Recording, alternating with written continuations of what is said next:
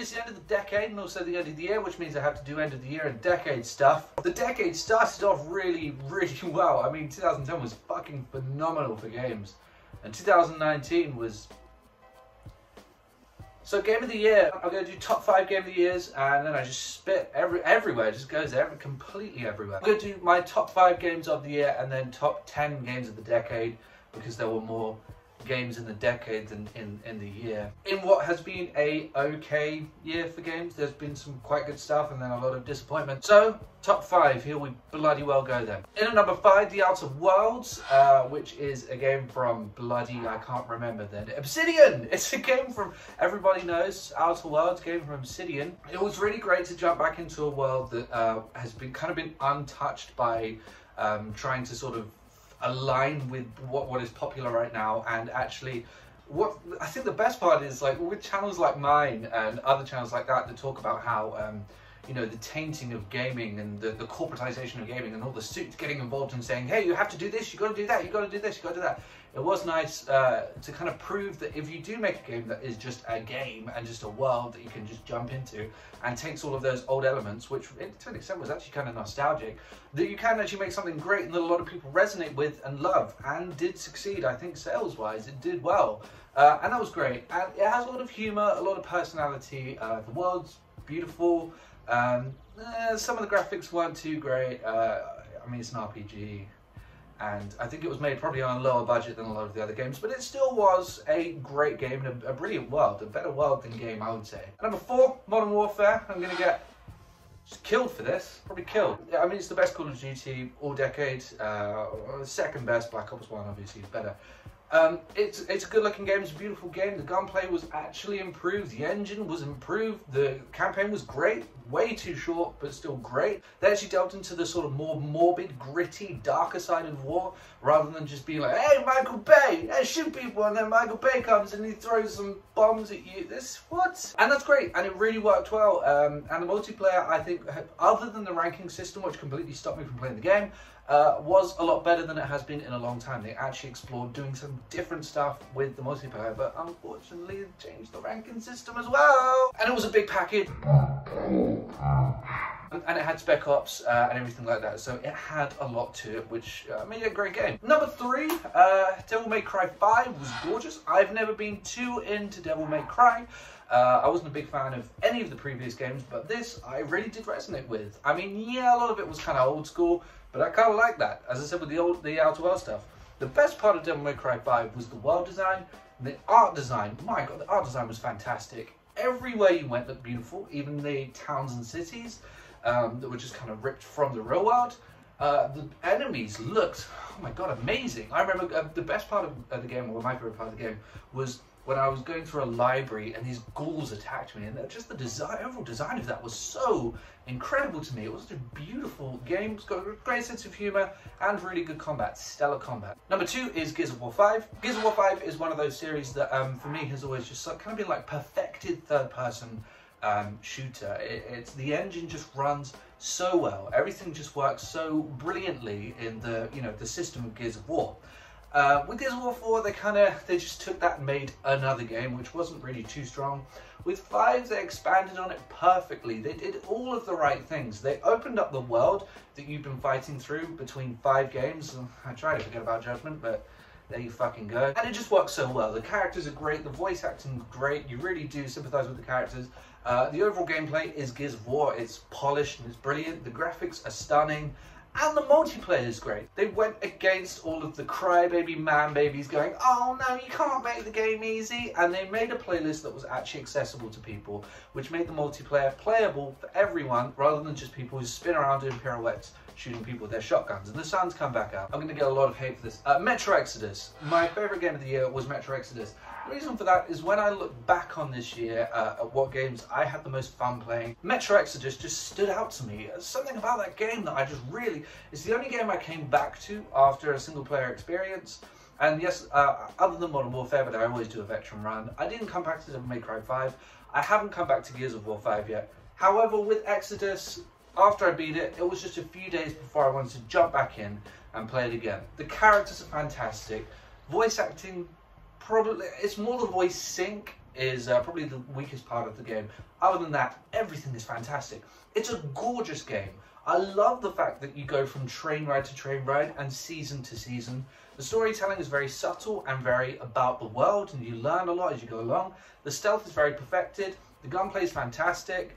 It was a little bit glitchy when it first came out, but other than that, it's actually a very polished game. The worlds, I mean, they were stylized, but they were absolutely gorgeous. It was a beautiful world that you played in.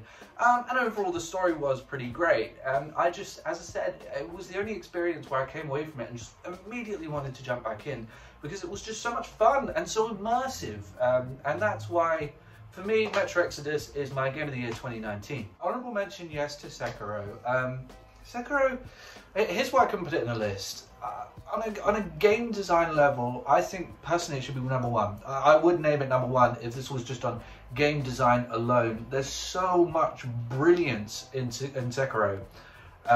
It's a gorgeous environment, it's a beautiful game. The gameplay mechanics are fantastic.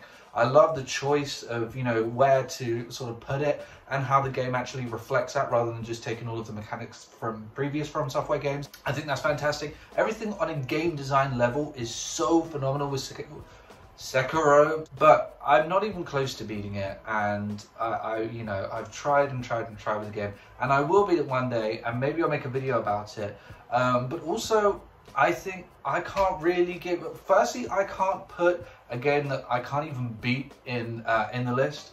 But also, I can't put a game that I can't recommend, and I can't recommend the game because, despite all of the gameplay stuff being so fantastic, it's a completely inaccessible game, and it's not one that, you know, I would ever recommend to a friend or anything like that because it's so challenging with no option other than it being too challenging. I mean, an easy mode, there's a whole discussion and a whole video that I want to make about this very subject, but I just think that an easy mode is something that they could have done and didn't. And I know a lot of people might get mad when you say that, you know, there shouldn't be an easy mode, stop restricting them.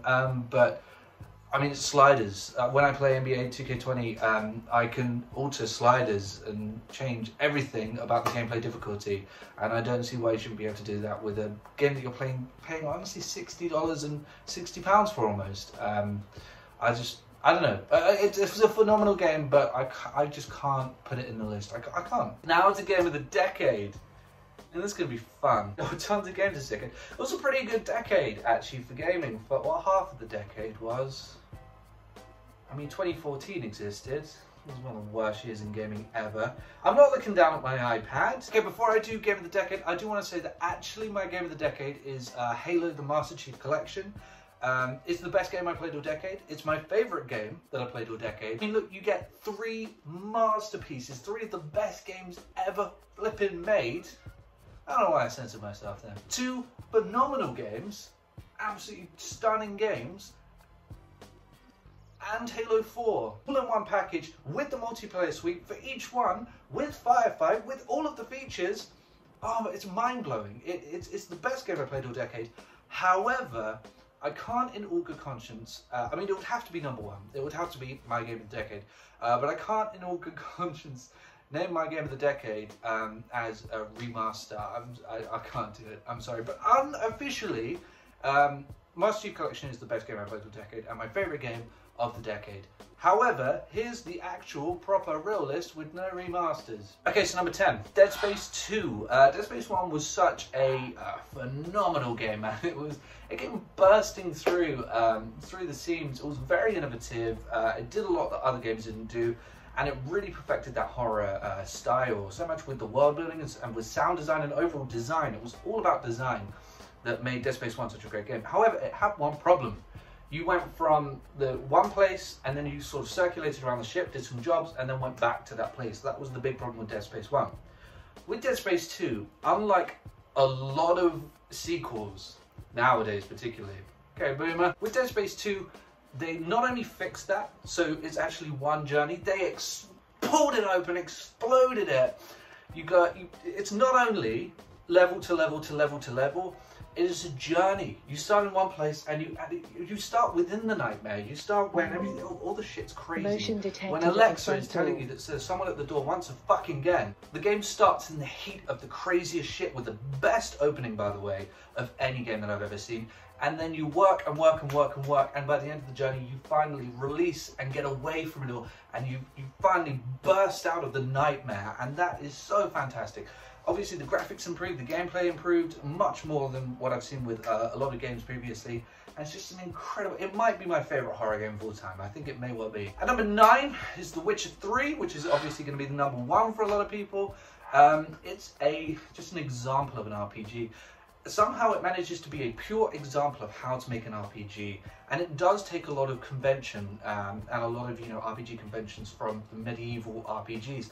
However, it takes those and then just tweaks every little element, pulls every tiny little element out and replaces it with something different. And what I mean by that is when you see a tree, it hangs over and it's not really quite the colour you'd expect the tree to be. When you go into a bar, there's ancient markings and they kind of glow a little bit. And all of that world building really backs up the story in a way that I've rarely seen in other games. The story is great. It delves into the kind of dark underbelly of old fairy tale folklore.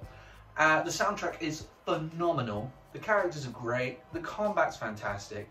And as I said, it's just an example of how to do an RPG right, but then it's twisted on its head. And that's so great. And number 8 is just a brilliantly put together third-person shooter. The thing that stuck out with me with Uncharted 4 the most was the way in which your character controls. The control of the character is so fantastic. I remember the one bit that sticks out to me the most with Uncharted 4 was coming down through this roof, and then you get control of the gun and everything just flows so brilliantly. The world is beautiful, it's absolutely stunning, the story is great, and obviously the voice acting is great, it's Uncharted, but when it comes to overall polish, the overall polish as a third-person shooter, I don't know if I've ever seen anything that's more polished than Uncharted 4.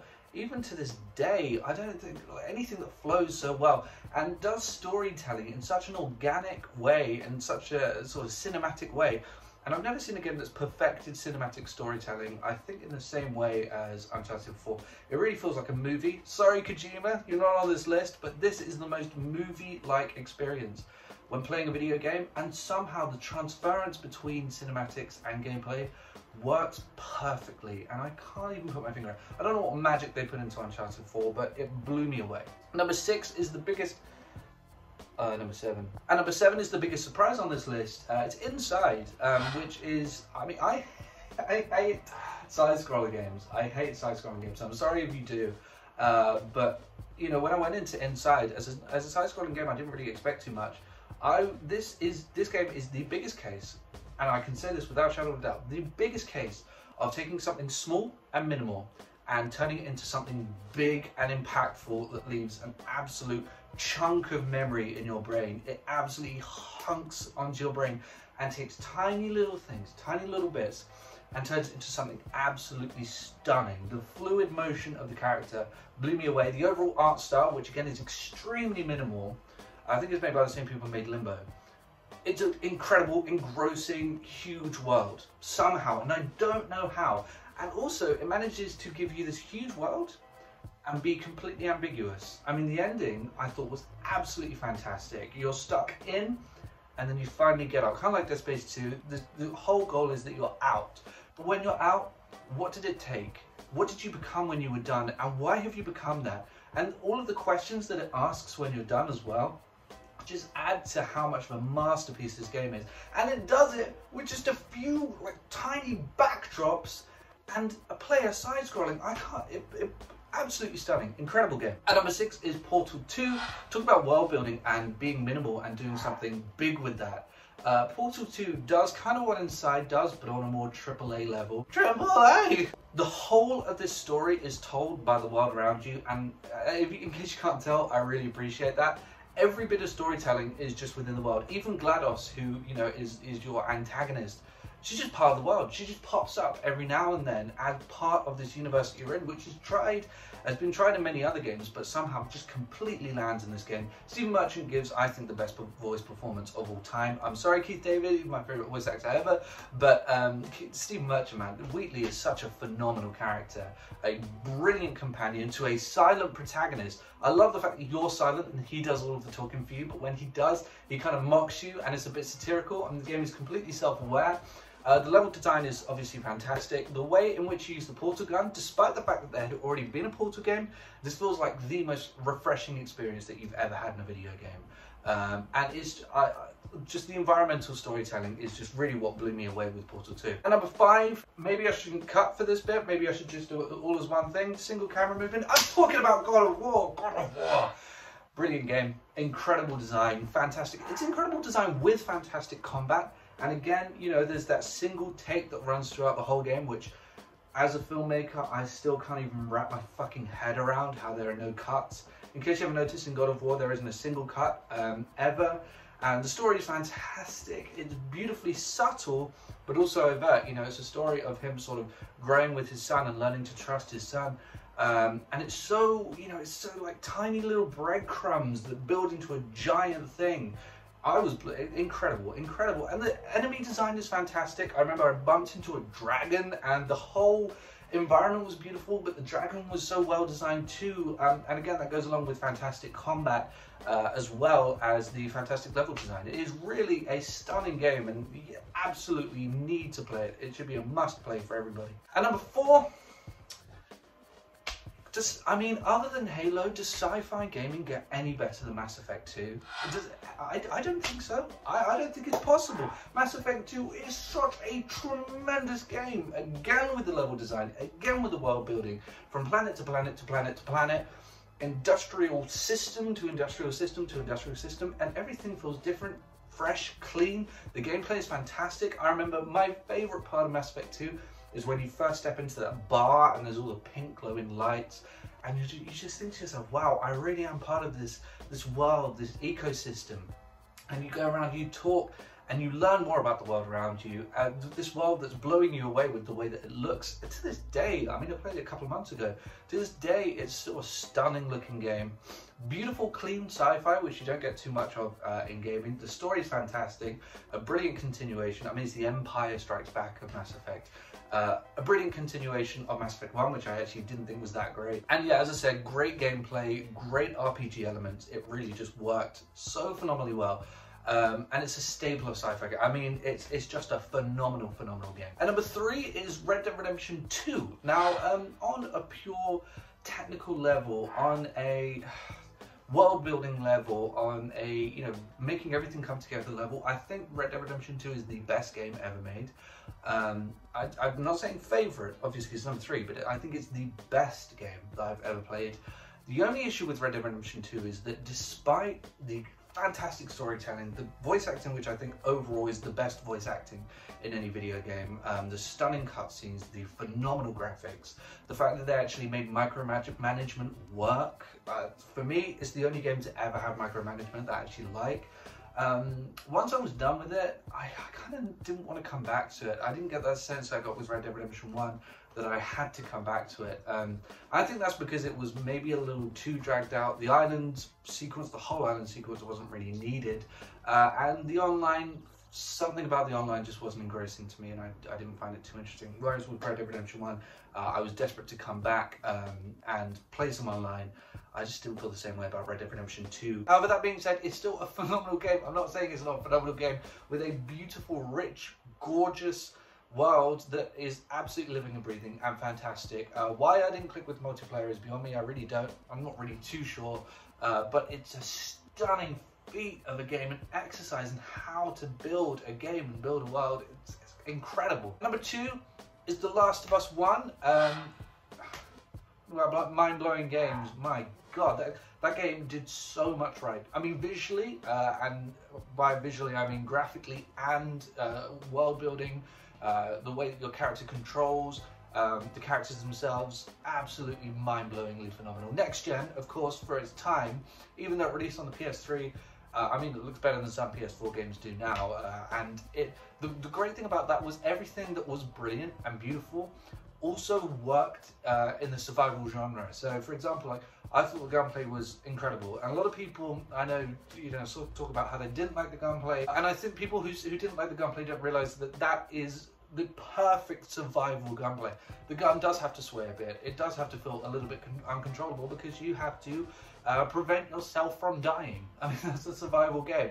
And the survival gameplay in Last of Us was perfect. And I mean that, absolutely perfect. And one thing that it did that no other survival game has done that I've seen is that it has a incredible story, a beautiful, stunning story. The story is amazing, and you never see that with other survival games. You look at something like Resident Evil, and the story is about like, oh, my soul has been devoured by a monster. Oh, it's my uncle. The story in survival games is always, takes a backseat. It always takes a backseat to the gameplay, and it didn't in The Last of Us. It was one of the best stories I've ever seen, if not the best story that I've ever seen in a video game. And a testament to that is, I first played it when it came out in 2013. About half a year later, I decided to play it again. I thought, let's go on this journey. It feels like it's a survival game, and somehow it's a beautiful journey. Let's go on this journey again for a week. I want to play it, again. And I beat it in one night because I couldn't put it down. And I remember going through the hospital scene at 5 o'clock in the morning, like, oh my God, teary-eyed. Such a beautiful game. The way that mirrors the way that the game starts as well. There are so many callbacks. Everything just comes together so perfectly and so beautiful. It's a beautiful game, and I think the biggest example of games as an art. There are people like I think it was Roger Ebert who said that games are art, and I think this is the biggest argument I've ever seen against that notion, because it has every good thing that's attributed to good art is here. Not just art, but good art is in The Last of Us 1. So, my game of the decade, in case you couldn't tell by a lot of the things I've been saying, is Red Dead Redemption 1. I'll do that again in a different voice. Red Dead Redemption 1 is my game of the decade. Ironically, a game that came out right at the start of the decade, and some people would say it wasn't even part of the decade.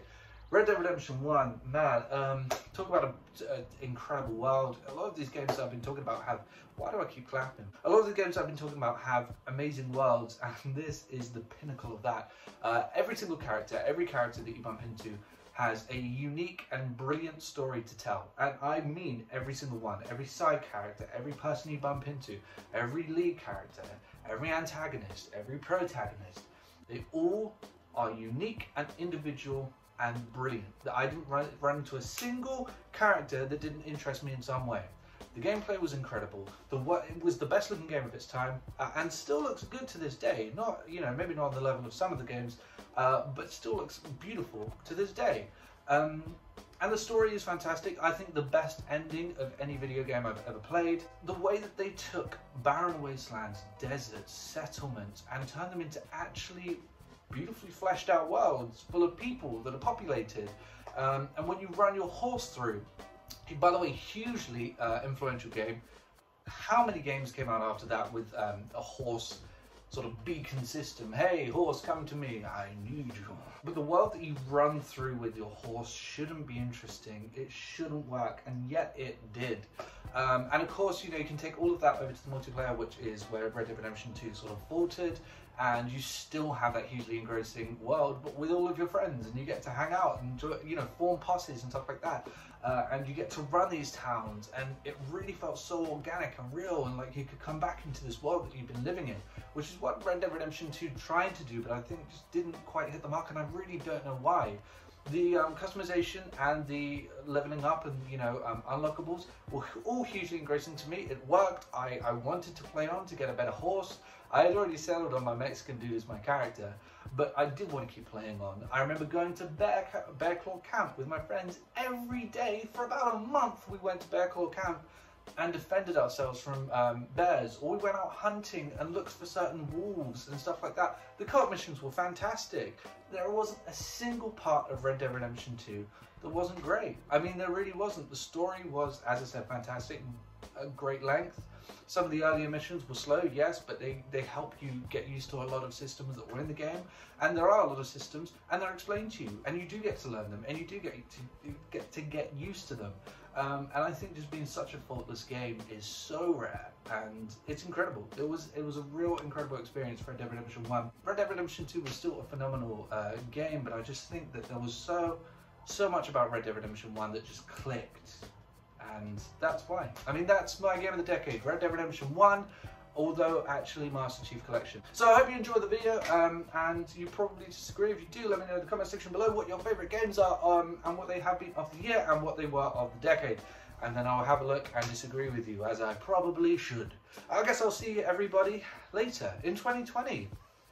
Actually, no, the next video probably won't be in 2020, unless I just really can't be fucking bothered to do another video, I guess. So, you know, bye.